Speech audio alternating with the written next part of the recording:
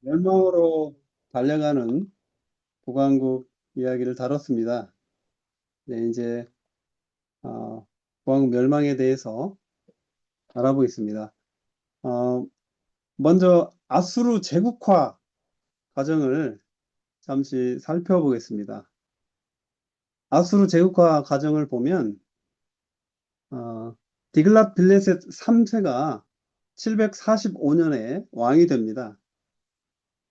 이때부터 나라를 확장하기 시작했습니다. 744년에 동쪽, 서쪽, 북쪽을 다 점령하고 734년에 베니게를 점령했습니다. 그 다음에 북이스라엘 블레셋을 침공해서 해변길을 완전히 장악했습니다. 732년에는 아람과 이스라엘 북부를 점령해서 아수르에 편입시켰습니다. 731년에는 바벨론을 점령해서 메소포타미아 지역까지 완전히 장악했습니다. 그 살만에셀 5세 때 북이스라엘 왕 호세아가 배반하자 사마리아 성을 포위하였으나 갑자기 죽어서 그 동생 사르곤 2세가 사마리아 성을 함락해서 북이스라엘을 멸망시키고 백성을 포로로 끌고 갔습니다. 산헤립은 남유다를 침공하고 애굽의 삼각주까지 점령했습니다. 에살핫돈 때에는 소국들의 반란을 진압해서 아수르 신에게 영원히 복종할 것을 맹세하는 조약을 강요했습니다. 이 시기는 남유다의 므낫세 왕 때입니다. 아슈르 바니팔 왕 때, 잠시만요. 아슈르 바니팔 왕 때 아수르는 가장 광대한 왕을 점령했습니다. 그렇지만 아슈르 바니팔이 죽자 이 아수르도 그렇게 강성한 아수르도 바빌론에 의해서 멸망을 당했습니다. 북이스라엘 호세아 왕 때 국제 정세 상황입니다. 734년에 아수르의 디글랏빌레셀 3세가 해변길을 완전히 장악했습니다. 디글랏빌레셀 3세를 불이라고도 불렀습니다. 불이죠. 불이라고 표기를 했고요. 다음에 733년에 갈릴리, 납달리, 요당 동편 길르앗까지 점령했습니다. 그리고 이 지역을 모두 아수르 속주로 삼았죠. 이때 북이스라엘은 에브라임, 므낫세 지파 산지만 겨우 남게 됐습니다. 이러한 정세 상황에서 북이스라엘 호세아가 베가를 죽이고 왕이 된 것이지요. 북이스라엘 호세아 왕 이야기입니다.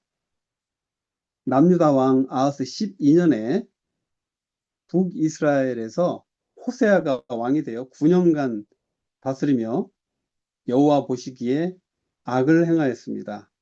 그 전 이스라엘 여러 왕들과 같이 하지는 아니하였습니다.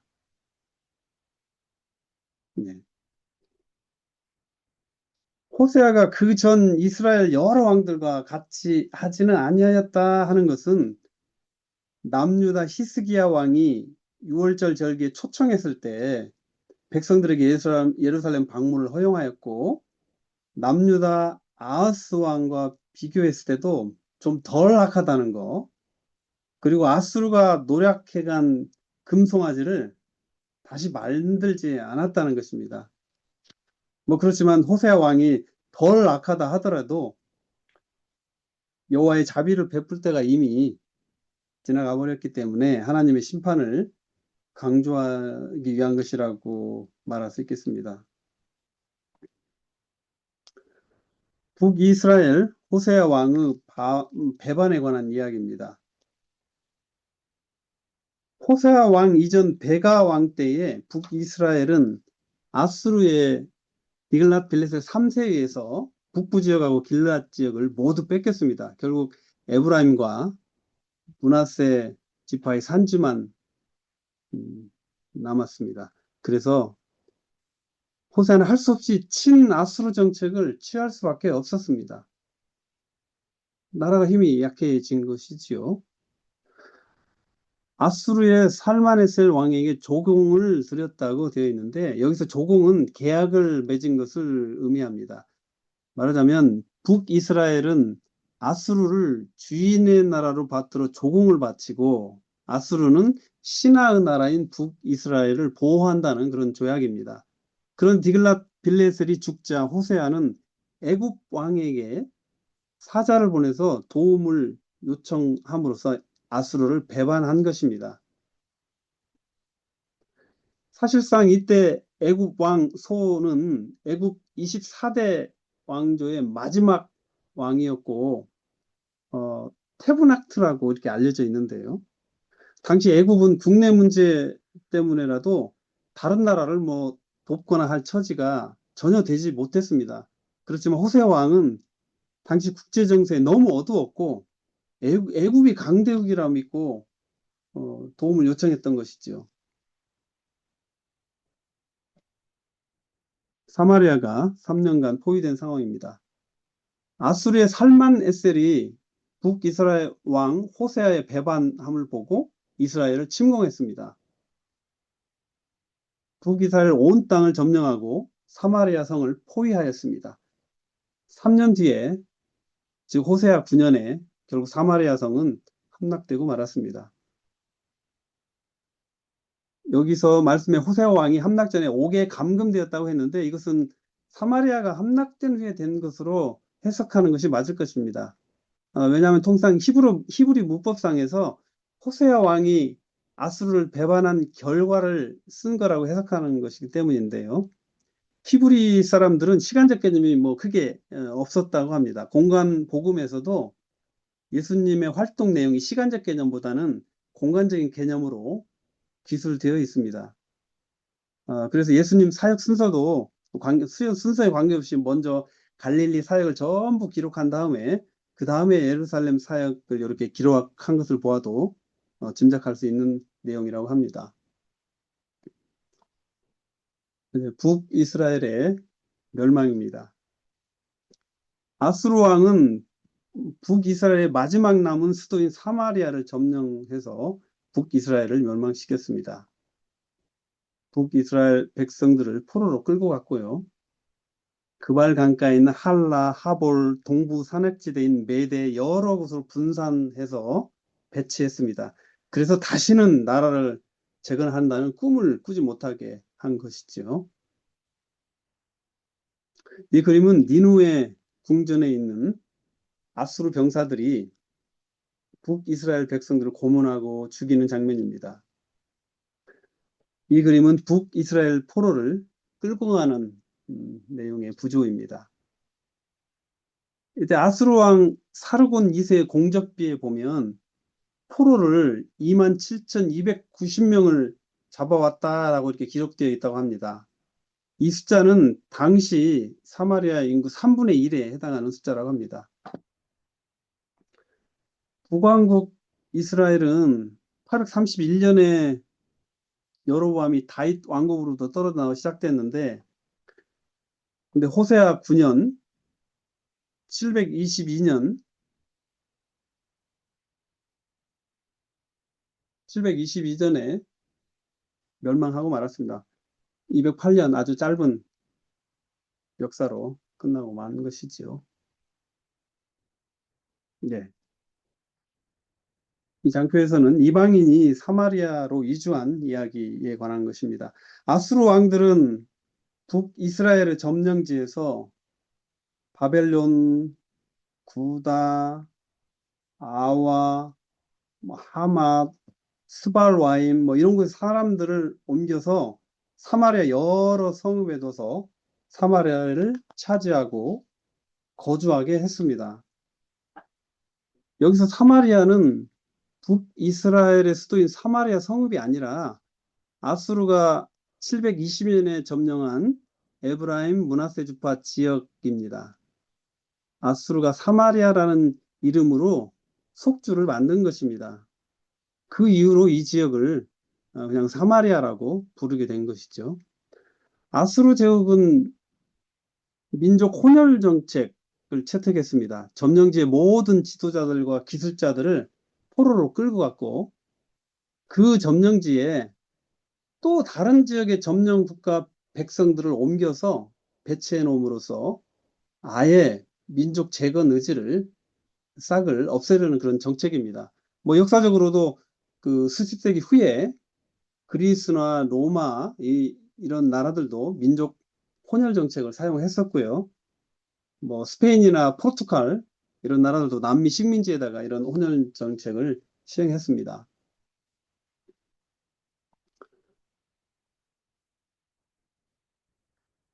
예, 사마리아에 온 이방 신들의 이야기입니다.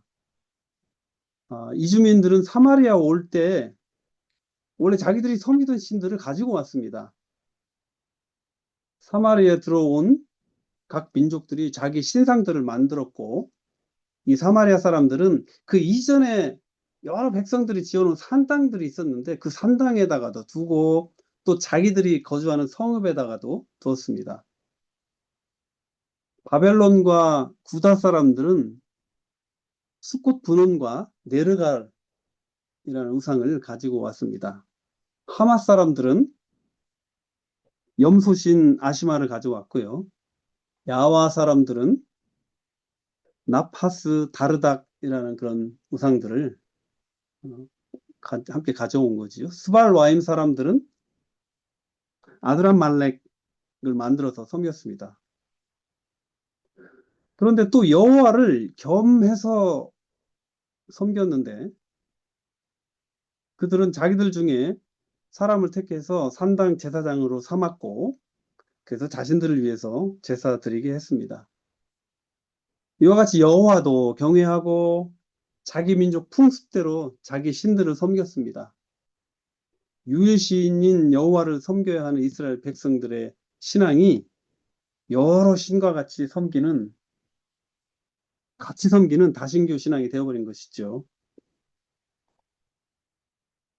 하나님의 진노와 제사장 파견에 관한 이야기입니다. 사마리아에 이주해온 이방인들이 여호와를 경외하지 않아서 여호와께서 사자를 보내서 몇 사람 물어 죽이게 했습니다. 그러자 이 일로 이 사람들이 아수르 왕에게 보고하기를 우리가 이 땅의 신의 법을 알지 못해서 그 신이 노예에서 사람을 죽였다고 보고를 했습니다. 그랬더니 아수르 왕이 그 잡아온 포로 중에 제사장 한 명을 보내서 그곳에서 여호와를 경외하는 법을 가르치게 했습니다. 하나님의 언약 백성들은 계속해서 하나님의 경고를 무시했는데 사마리아에 온 이방인들은 하나님의 경고에 즉시 응답해서 하나님 섬기는 법을 알려고 했습니다. 결국 이것은 이스라엘 백성의 완고함을 비교해서 표현한 것이라고 할 수 있겠습니다. 이제 사마리아의 그 백성들이 생긴 유래에 대한 이야기입니다. 에브라임 산지 또 므낫세 산지의 마지막 북이스라엘 영토가 아수르에 점령당해서 사마리아라고 하는 그 이름이 아수르의 속주가 됐습니다. 이곳에 다른 여러 민족들이 섞여 살면서 그들은 여호와를 경외하며 또 그들이 새긴 우상도 같이 섬겼습니다. 그들이 자자손손 내려오면서 그들의 조상들이 행했던 대로 오늘날까지 즉 열왕기서가 기록될 그때까지 그 포로기까지 사마리아인이라는 그런 용어가 그때 생겼다고 합니다. 그 전통은 오늘날까지도 이어지고 있습니다. 이 사진은 사마리아의 그리심산에서 6월절 행사를 진행하고 있는 모습입니다. 이 행사 때에는 많은 그 성서학자들이 6월절에 제의를 보려고 방문을 한다고 합니다. 6월절 제사 방법에 대해서 뭐 성경이나 다른 어떤 문헌에도 나와 있지 않기 때문입니다. 호세아 선지자의 이야기입니다. 호세아 선지자는 하나님의 명령에 따라서 음란한 여자를 아내로 맞이하고 음란한 자식들을 낳는 그런 행위의 예언을 했습니다. 이것은 이스라엘 온 나라가 여호와를 떠나서 크게 음란하였기 때문인 것이었지요. 여기서 호세아가 결혼한 음란한 여자는 신전의 창기를 의미합니다. 호세아는 고멜이라는 여자와 결혼해서 아들을 낳았습니다. 하나님은 이스르엘이라는 이름을 지어줬는데요. 이 어, 뜻은 하나님이 뿌리신다, 심으신다 이런 의미도 있고 또 흩으신다 뭐 이런 의미도 있어서 심판과 회복의 양면의 의미가 있다고 합니다. 또 딸을 낳아서 이름을 로루하마라고 했는데 그 뜻은 자비가 없다 그런 뜻으로서 더 이상 하나님 자비가 없을 것이라는 경고였습니다. 또 아들을 낳았는데 로암미라고 하였고 그 뜻은 이스라엘은 더 이상 내 백성이 아니다라는 뜻이고 이스라엘에 대한 하나님의 심판의 경고였습니다. 호세아는 자기의 삶으로 하나님의 뜻을 선포하는 아주 고달픈 선지자의 사명을 감당했습니다. 이스라엘 죄악과 하나님의 호소입니다. 호세아는 이스라엘의 죄악에 대해서 크게 세 가지로 반복하며 지적하고 있습니다. 먼저 이스라엘은 하나님을 아는 지식이 없어서 죄를 짓는다는 것입니다. 호세아에서 보면 이 땅에는 진실도 없고 인애도 없고 하나님을 아는 지식도 없고 오직 저주와 속임과 살인과 도둑질과 간음뿐이요 포악하여 피가 피를 뒤이음이라. 그러므로 이 땅이 슬퍼하며 거기 사는 들짐승과 공중에 나는 새뿐만 아니라 바다의 고기도 없어지리라고 경고합니다. 그러므로 우리가 여호와를 알자. 힘써 여호와를 알자. 그의 나타나심은 새벽빛 같이 어김없나니 비와 같이 땅을 적시는 늦은 비와 같이 우리에게 임하시리라 하고 호소하고 있습니다. 두 번째는 이스라엘의 종교적인 타락입니다. 호세아서 4장 12절로 13절에 내 백성이 나무에게 묻고 그 막대기는 그들에게 고하나니 이는 그들이 음란한 마음에 미혹되어 하나님을 버리고 음행하였는데 산 꼭대기에서와 낮은 산 위에서 분향한다고 지적을 합니다. 그래서 하나님께서는 만군의 하나님이시라. 그런즉 너희 하나님께로 돌아와 인애와 정의를 지키며 항상 너희 하나님을 바랄지니라 라고 호소합니다. 세 번째는 여호와에 대한 배신 행위입니다. 여호와께서는 아브라함 이후부터 계속된 하나님이 택하신 백성으로 하여 보호하시고 인도해 오셨는데 이것을 배신했다는 것입니다. 이것은 남편된 하나님을 저버린 불륜이고 하나님 되시는 하나님의 사랑을 아버지 되시는 하나님의 사랑을 저버린 폐륜이라고 그렇게 지적을 합니다. 그러나 하나님께서는 내가 이스라엘에게 이슬과 같으리니 그가 백합화 같이 피겠고 레바논 백향목 같이 뿌리가 박혀서 그들은 곡식같이 풍성할 것이며 포도나무같이 꽃이 필 것이라고 하나님의 사랑을 나타냅니다. 사마리아에 대한 심판입니다. 이사야 28장에 북이스라엘인 사마리아에 대한 심판 예언이 있습니다. 에브라임의 술 취한 자들의 교만한 멸류관은 화에 있을진저 여기 에브라임은 요셉의 아들 에브라임 지파가 아니라 북이스라엘 전체를 의미합니다. 그들은 술에 빠진 자의 성, 즉 기름진 골짜기인 이스라엘 꼭대기에 세운 성이여. 너는 쇠잔에 가는 꽃 같으니 너는 화 있을진저 라고 지적합니다. 보라, 죽게 있는 강하고 힘 있는 자가 쏟아지는 우박같이 파괴하는 광풍같이 큰 물이 넘침같이 강하고 힘 있는 자가 손으로 그 면류관을 땅에 던지겠다는 것입니다. 그래서 이스라엘의 술 취한 자들의 교만한 면류관이 발에 밟힐 것이며 기름진 골짜기 꼭대기에 있는 그의 영화가 여름 전에 처음 익은 무화과 같아서 보는 자가 얼른 따먹어버리고 말 거라는 것입니다. 즉 금방 없어질 거라는 그런 예언인 것입니다. 하나님께서는 북이스라엘에 많은 선지자를 보내셔서 경고하고 돌아오도록 하신 것입니다. 북이스라엘의 역사를 전반적으로 정리해 보겠습니다. 좌측 부분이 남유다 왕들의 연대이고 같이 비교해 보시기 바랍니다. 북이스라엘은 여로보암이 다윗 왕조에서 떨어져 나와서 북왕조를 이루었습니다. 하나님께서 명령하니 순종하고 여호와 길로 행하면 견고히 집을 세워주겠다고 약속을 했습니다.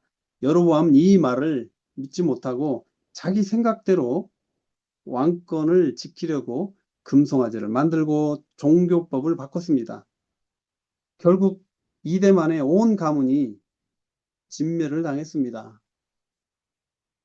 바하사 왕조도 여로보암의 길로 가다가 이대 만에 가문이 진멸을 당합니다. 시므리가 바하사 왕조를 무너뜨렸지만 7일 천하로 끝났습니다. 디브니와 오므리가 5년간 싸우다가 결국 오므리가 이기고 새로운 왕조를 세웠습니다. 오므리는 3대 왕조를 이루면서 시돈과 혼인동맹으로 경제적 부흥을 이뤘습니다. 영적으로는 우상으로 범죄하였고 악이 극에 달해서 이때 엘리야로부터 멸망의 경고를 받았습니다. 결국 엘리사로부터 기름 부을 받은 예후가 반란을 일으켜서 아합 집안의 모든 씨를 말리고 바알 숭배자들도 모두 죽였습니다. 예후는 하나님이 주신 임무를 잘 수행했죠.